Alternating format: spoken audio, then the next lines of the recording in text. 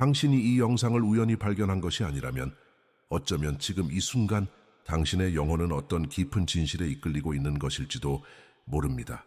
이 실험은 단순한 성격 테스트나 심심풀이, 심리게임이 아닙니다.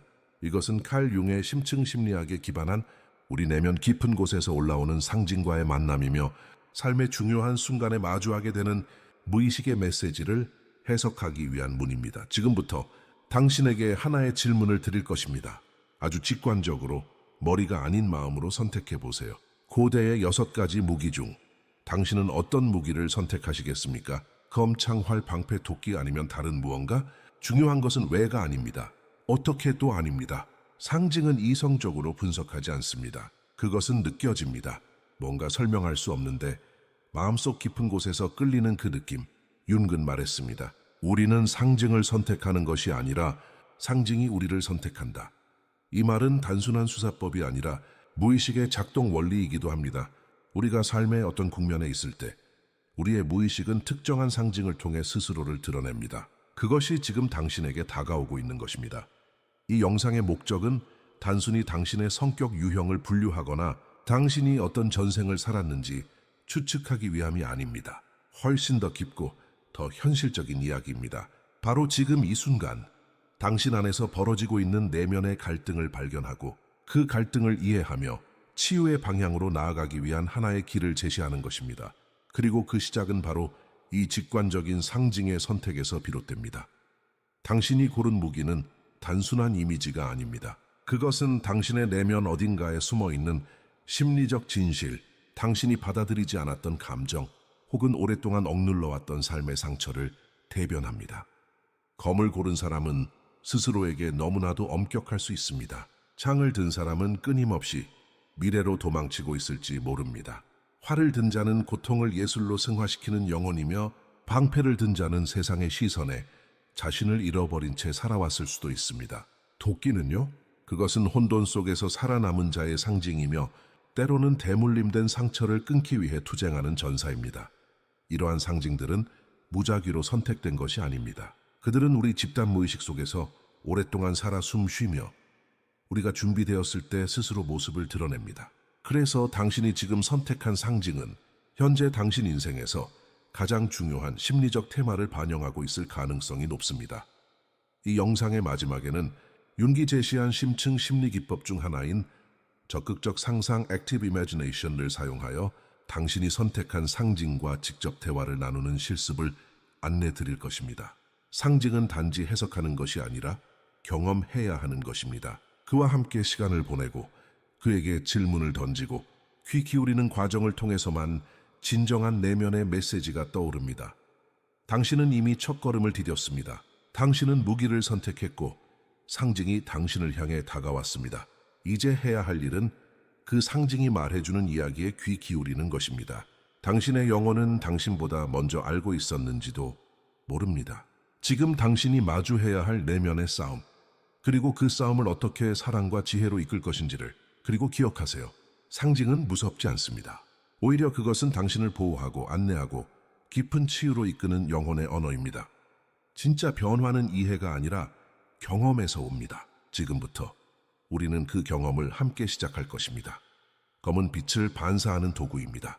그것은 진실을 자르고 허상을 베어냅니다.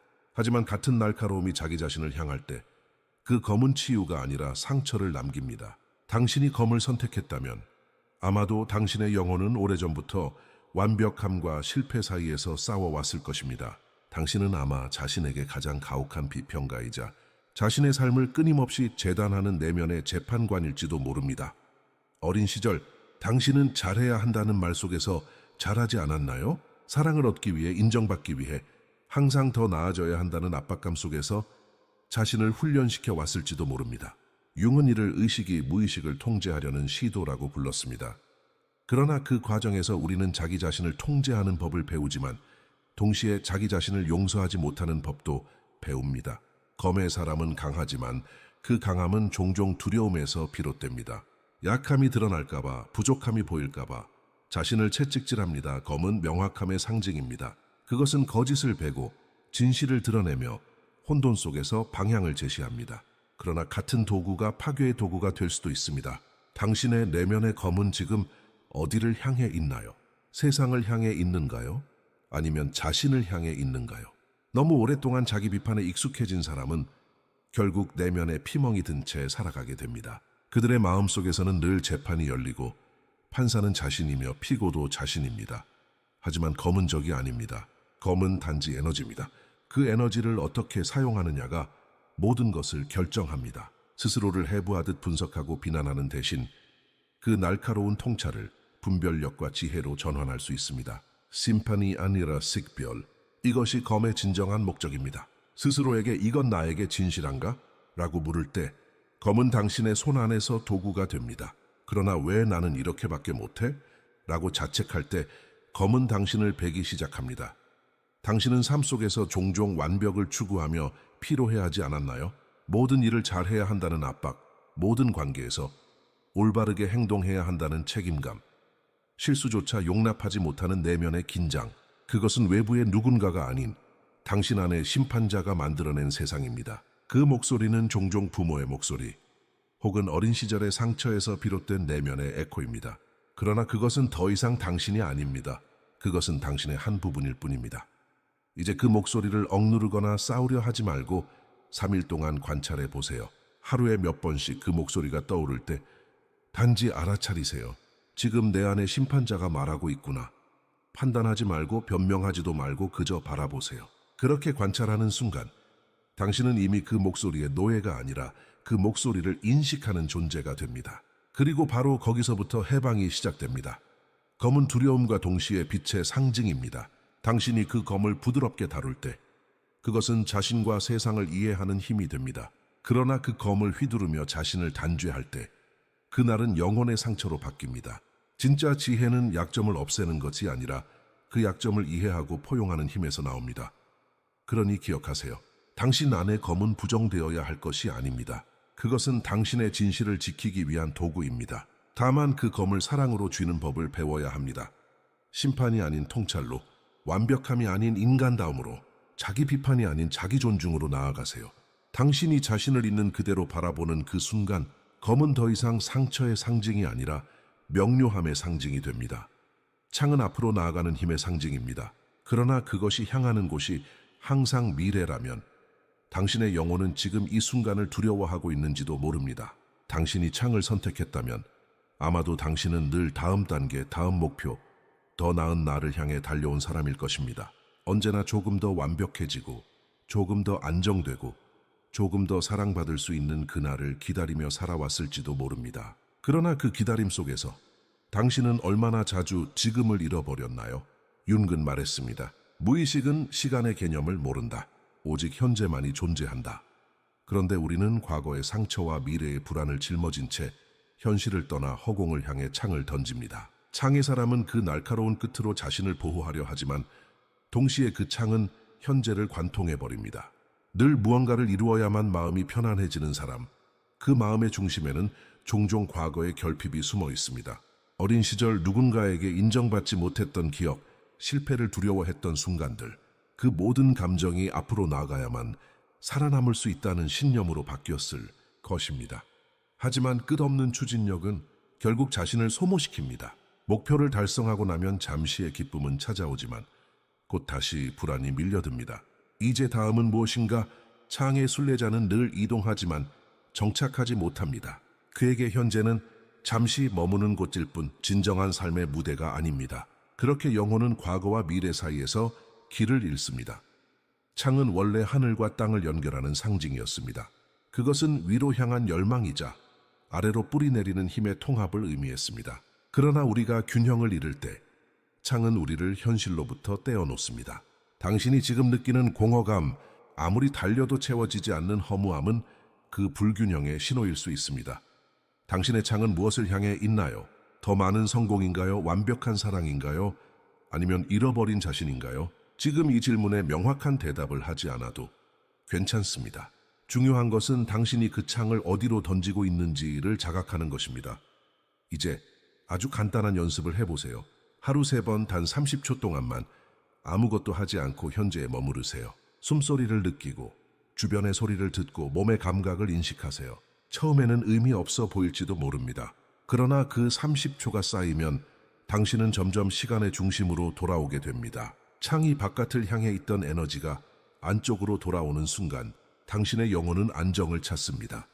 창의 사람은 결코 게으르지 않습니다. 그는 탐구자이며 꿈꾸는 자입니다. 그러나 진정한 순례자는 끝없는 이동이 아니라 멈춤 속에서 길을 찾는 사람입니다.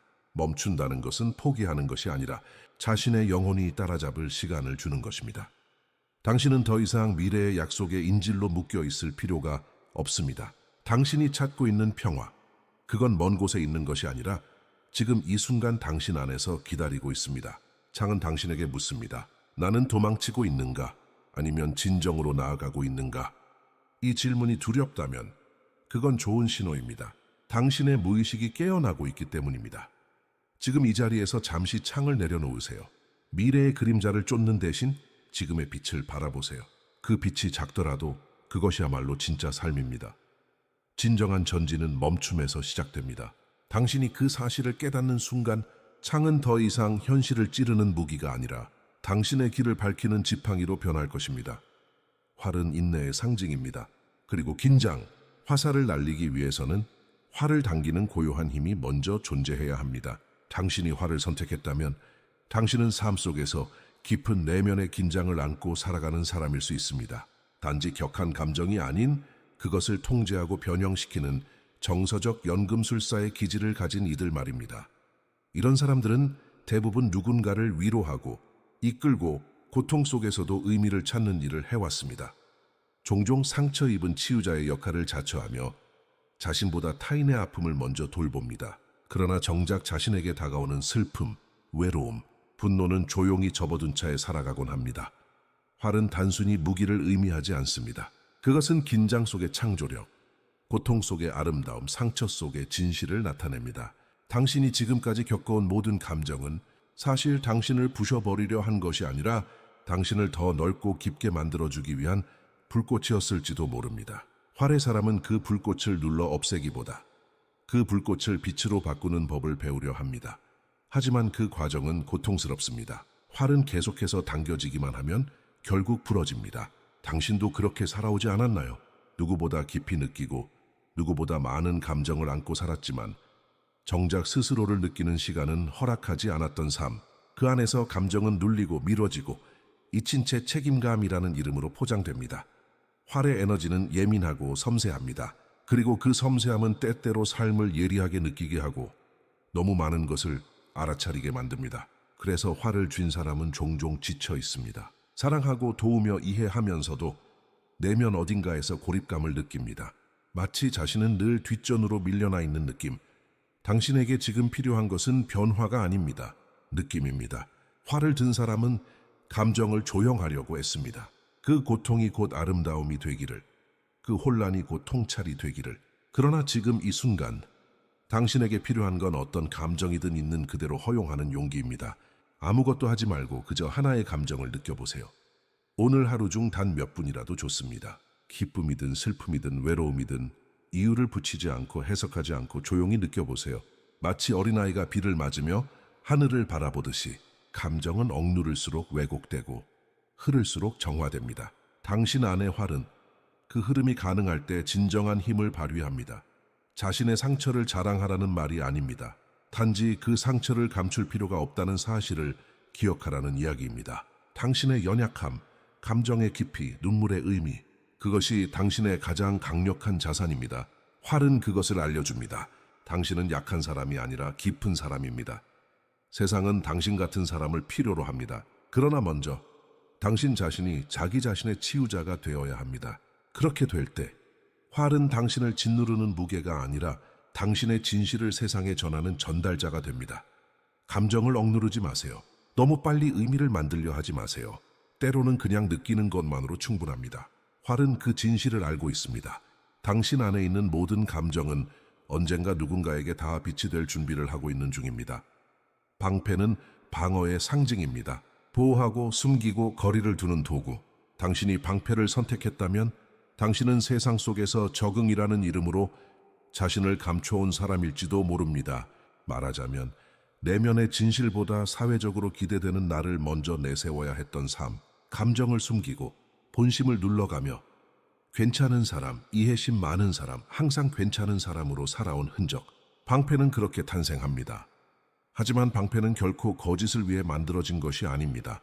처음엔 그것도 생존이었습니다. 거절당하지 않기 위해, 버림받지 않기 위해, 불안한 환경 속에서 자신을 지키기 위한 무의식의 선택이었죠. 어린 시절, 감정을 솔직하게 드러냈다가 상처를 입은 적이 있지 않나요? 솔직했을 때 오히려 혼나거나 외면당했던 기억들, 그런 순간들이 쌓이며 당신은 조금씩 진짜 모습을 가려야 한다고 배웠을 수 있습니다. 그리고 그렇게 만들어진 사회적 자아는 어느새 당신의 얼굴이 되어버립니다. 사람들은 당신을 편안한 사람, 잘 맞춰주는 사람이라 말하지만 당신 스스로는 점점 고립감을 느낍니다. 아무도 당신의 진짜 모습을 모른다는 사실, 당신이 숨기고 있는 감정과 생각이 너무 많아졌다는 사실이 문득문득 공허함으로 다가오죠. 방패는 외부로부터의 공격을 막아줍니다. 하지만 동시에 당신의 진심이 세상과 연결되는 것을 가로막는 벽이 되기도 합니다. 당신의 감정은 언제부터 민폐가 되었나요? 당신의 바람은 언제부터 이기심으로 여겨졌나요? 그렇게 스스로를 숨기고 또 숨기며 당신은 세상의 거울 속에서만 자신을 보게 됩니다. 그리고 그 거울은 조각난 채 왜곡되어 있습니다. 그러나 그 균열은 단순한 결함이 아닙니다. 그것은 당신 영혼이 보내는 신호입니다. 이제는 보여줘도 괜찮다. 이제는 진짜로 살아도 괜찮다. 방패의 균열은 당신의 무너짐이 아니라 당신의 회복을 위한 통로입니다. 오늘 아주 작은 용기를 내어보세요. 누군가 믿을 수 있는 사람에게 단 한 가지의 진심을 털어놓아 보세요. 사실 나 요즘 너무 외로웠어. 나도 불안할 때가 많아. 나는 아직도 나 자신을 잘 모르겠어. 이런 말들이 당신을 약하게 보이게 할 것 같나요? 아니요. 오히려 그 순간 진짜 연결이 시작됩니다. 당신이 그렇게 살아온 데는 이유가 있습니다. 그 이유를 부정하지 마세요. 방패는 당신을 지켜줬습니다. 그러나 이제 그 방패가 너무 무겁게 느껴진다면 조금씩 내려놓을 때가 온 것입니다. 진짜 나를 드러낸다는 것은 두려운 일이지만 동시에 가장 해방되는 경험이기도 합니다. 세상은 완벽한 사람에게 감동받지 않습니다. 우리는 진실한 사람에게 끌립니다. 조금 서툴고 조금 흔들리지만 있는 그대로 존재하려는 사람. 당신의 균열은 그 진실을 보여주는 창입니다. 그리고 그 틈으로 진짜 빛이 들어옵니다. 방패는 이제 더 이상 숨는 장소가 아니라 당신이 선택적으로 드러나는 무대가 되어야 합니다. 자신을 방어하기 위해서가 아니라 자신을 표현하기 위해 사용하는 도구. 그렇게 될 때 방패는 깨진 거울이 아니라 진실을 비추는 창으로 바뀝니다. 기억하세요. 진짜 자신을 드러내는 것은 약함이 아니라 용기입니다.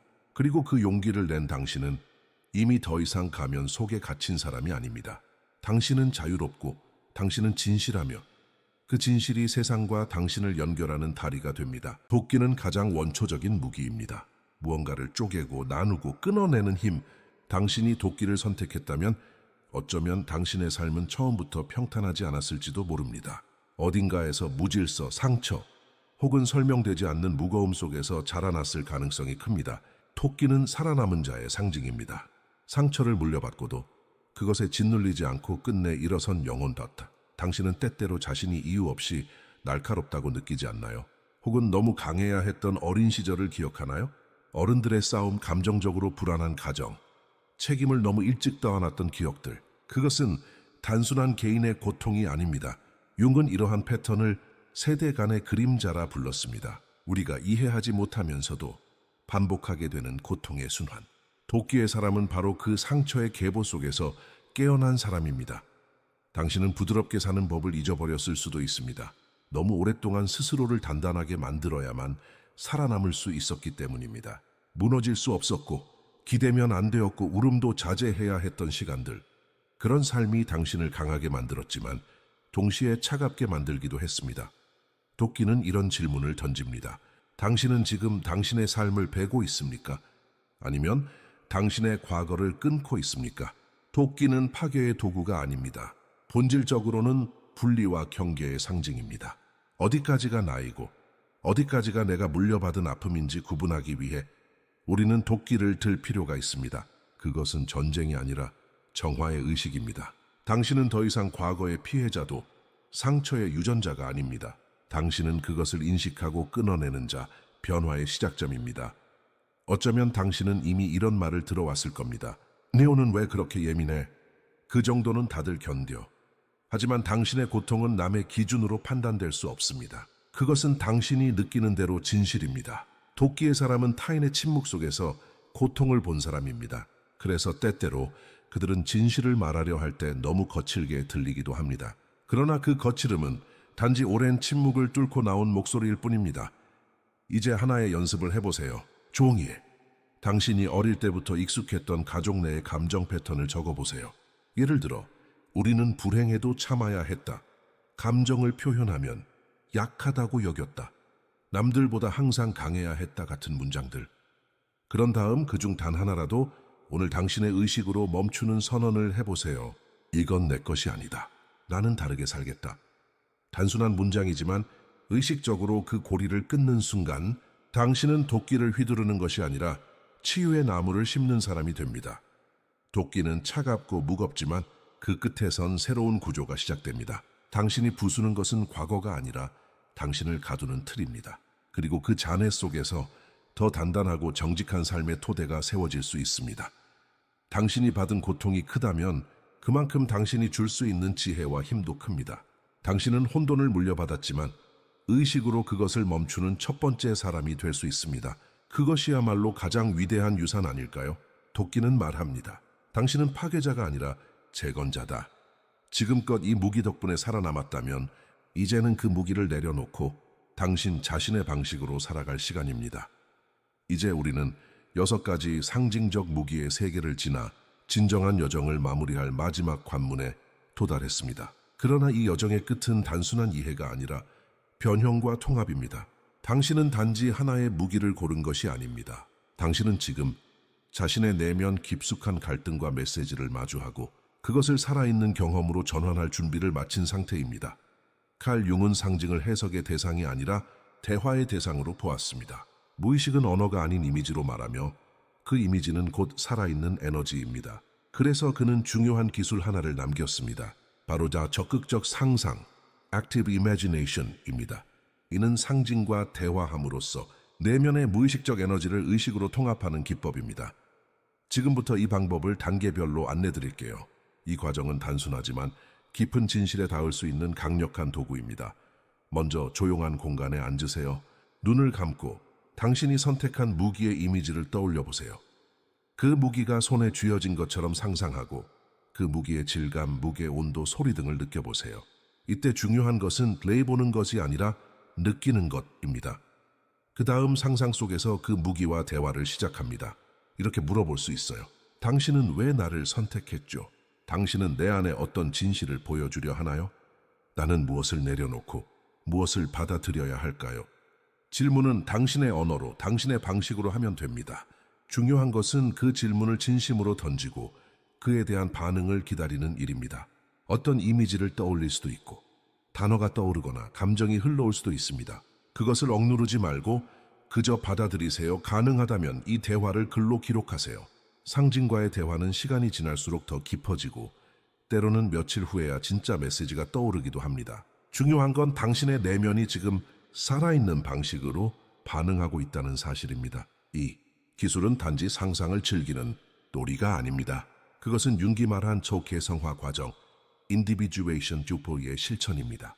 우리는 삶을 살아가면서 점점 사회적 페르소나에 갇히고 무의식의 목소리를 무시하게 됩니다. 그러나 상징은 그 목소리를 되찾는 문입니다. 그것은 단지 감정을 치유하는 것을 넘어 당신이 누구인지, 무엇을 위해 살아가야 하는지, 그리고 어떤 통합을 이룰 수 있는지를 일깨우는 거울입니다. 당신이 지금까지 만난 무기, 검, 창, 활, 방패, 도끼, 그 어떤 것이든 그것은 당신의 일부입니다. 당신의 그림자일 수도 있고 당신의 잠재력일 수도 있습니다. 중요한 것은 그것을 받아들이는 일, 거부하거나 이상화하지 않고 그저 진심으로 듣는 일입니다. 그리고 이 여정은 반복할 수 있습니다.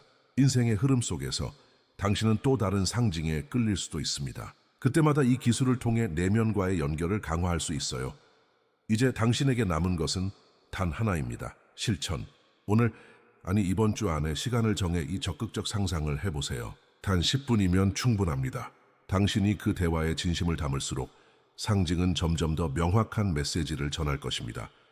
마지막으로 기억하세요. 무의식은 당신의 적이 아니라 당신의 동반자입니다. 상징은 당신을 혼란에 빠뜨리기 위해서가 아니라 당신이 본래의 자아로 돌아갈 수 있도록 안내하기 위해 나타나는 존재입니다. 이 영상이 당신에게 의미 있었다면 당신이 선택한 무기를 댓글로 나눠주세요. 그리고 그 상징이 당신에게 어떤 메시지를 전했는지도, 또 이 여정을 함께 하고 싶은 이가 있다면 이 영상을 공유해 주세요. 그리고 무엇보다도 당신의 무의식을 신뢰하세요. 그곳에는 당신이 잊고 있던 진실, 힘, 그리고 가능성이 잠들어 있습니다. 이제 그것을 깨울 시간입니다.